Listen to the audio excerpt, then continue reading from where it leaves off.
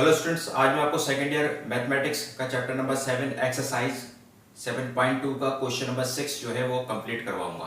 तो question number 6 यहाँ पर है, the line through 2,5 and -3, -2 is perpendicular to the line through 4, -1 and x, 3 find x।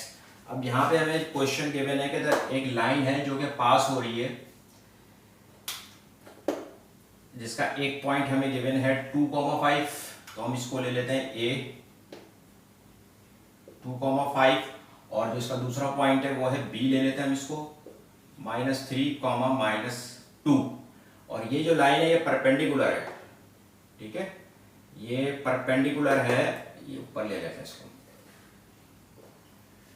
ये perpendicular है किसके, जो कि एक लाइन पास हो रही है 4, -1 से, इसको हम c ले लेते हैं 4, -1 से, और इसको हम d ले लेते हैं, और ये ले लेते हैं हम x, 3। ठीक है, तो ये L1 हो जाएगी, और जिसमें हमें ये x फाइंड आउट करना है इसको हम L2 ले लेते हैं। अब यहां पे सबसे पहले के solution, let a 2,5 and b -3, -2 are the points of L1, are the points of L1, और उसके बाद क्या बस C 4, -1 and D x, 3 are the points of L2।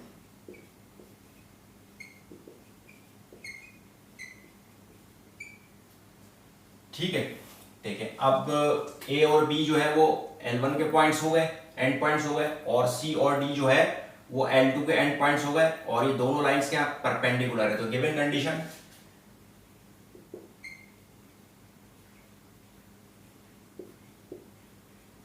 कि L1 जो है वो परपेंडिकुलर है किसके, L2 के। तो जब भी पैरेलल और परपेंडिकुलर की बात आ जाए, कंडीशन आ जाए बस, तो फौरन हमारे जहन में ना स्लोप आ जाना चाहिए, फौरन हमारे माइंड में स्लोप आ जाना चाहिए। अच्छा, जब भी दो लाइंस परपेंडिकुलर होती हैं तो उनका स्लोप क्या होता है, निगेटिव रेसिप्रोकल होता है, यानी कि m1 equal to -1 over m2। ठीक है, फॉर एग्जाम्पल अगर L1 का स्लोप जो है वो 4/3 है, ठीक है, ये m1 है, L1 का स्लोप अगर 4/3 है, तो फिर L2 का स्लोप क्या होगा, अगर ये दोनों परपेंडिकुलर होंगे तो नेगेटिव रेसिप्रोकल, अगर इसका साइन पॉजिटिव है तो नेगेटिव हो जाएगा, और रेसिप्रोकल 4/3 है तो 3/4 हो जाएगा। अब यह गिवन कंडीशन है कि L1 जो है वो परपेंडिकुलर है L2 के। तो सबसे पहले हम क्या करते हैं कि L1 का स्लोप निकाल लेते हैं, स्लोप ऑफ L1, और L1 के पॉइंट्स क्या है हमारे पास, A 2,5 and B -3, -2 by using slope formula, by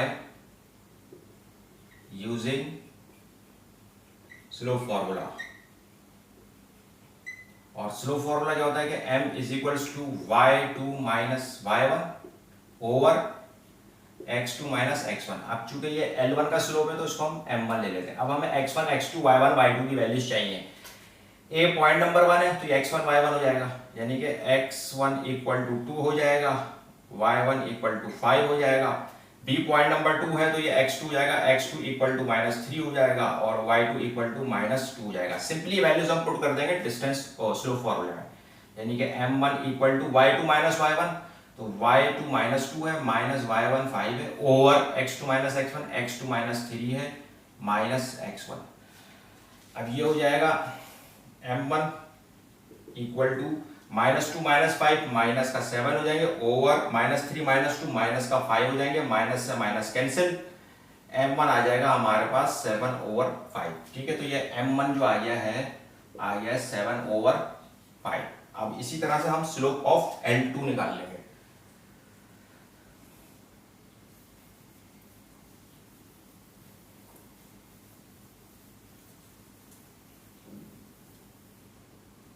slope of L2 by using अच्छा जी, अब देखें L2 के पॉइंट्स हमें क्या गिवन है, C है 4, -1 एंड D है x, 3। ठीक है, बाय यूजिंग स्लोप फॉर्मूला।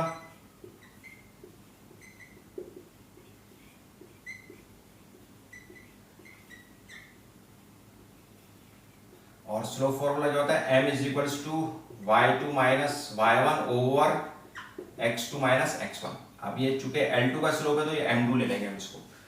ठीक है, अच्छा जी, अब देखें हमें x1 x2 y1 y2 की वैल्यू जो है वो हमें चाहिए।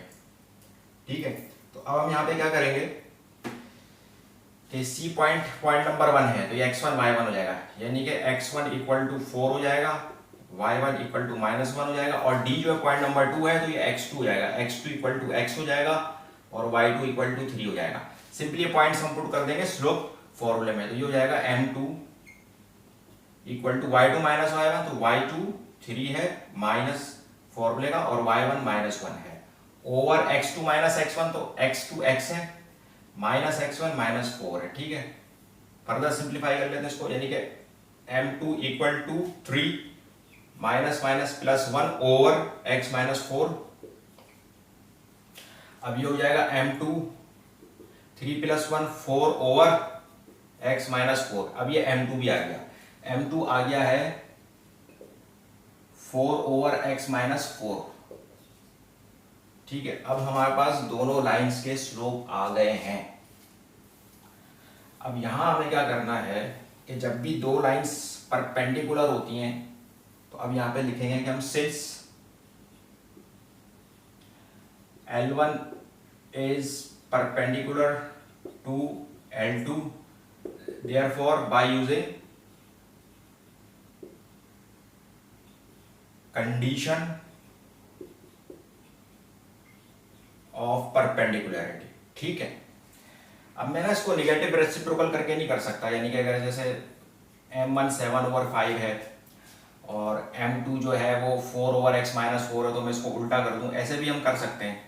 ठीक है, लेकिन चूंकि यहाँ पे अभी जो ना x वो क्या है, अननोन है, तो इसमें हमसे कोई मिस्टेक हो सकती है, तो इसलिए हम यहाँ पर अगर हाँ ये सिर्फ x नहीं होता, ये -4/4 या -4/5 होता तो फिर हम कंडीशन ऑफ परपेंडिकुलरिटी को यूज नहीं करते। लेकिन अभी चूंकि यहाँ पे x अननोन है तो इसलिए मैं यहाँ पे जो है वो कंडीशन ऑफ परपेंडिकुलरिटी यूज कर रहा हूँ।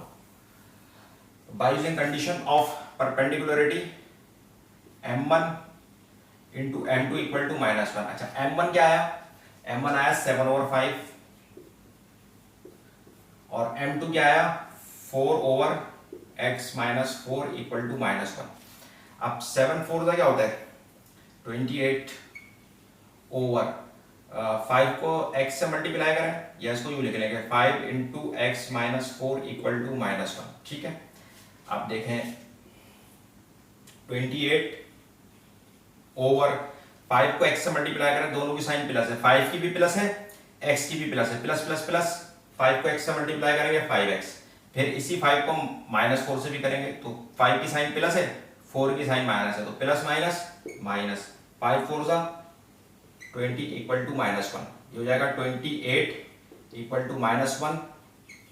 5x -20 यहाँ पे डिवाइड हो रहा है, इधर आके ये मल्टीप्लाई हो जाएगा। 28 = अब क्या है -1 को मल्टीप्लाई करेंगे प्लस 5x से, तो माइनस प्लस माइनस 5x, फिर -1 को मल्टीप्लाई करेंगे -20 से, माइनस माइनस प्लस 120 का 20। अब यहाँ से हमें x की वैल्यू चाहिए। ठीक है, हमें ये x ही मालूम करना था ना, यानी कि हमें ये x मालूम करना था d पॉइंट का, तो यहाँ से हम x की वैल्यू निकाल लेंगे। अच्छा देखिए -5x है ना, ये एक काम करते हैं, इसको ये हो गया 28 प्लस 20 इसको इधर ले आया हम, ये हो गया -20 = -5x। ठीक, अच्छा जी 28 में से हमने 20 को सब्ट्रैक्ट करा तो ये आ जाएगा 8 और साइन बड़े नंबर की आएगी, 28 की साइन प्लस है प्लस ही आएगी इक्वल टू -5x। अब हम इसको यूं लिख सकते हैं कि -5x = 8। ठीक है, एक ही बात है। अब x की वैल्यू चाहिए, -5 क्या हो रहा है यहाँ पे मल्टीप्लाई हो रहा है, इधर आके ये डिवाइड हो जाएगा, तो ये जाएगा -8/5। तो x की वैल्यू क्या आ गई -8/5 और यही इसका आंसर हो जाएगा।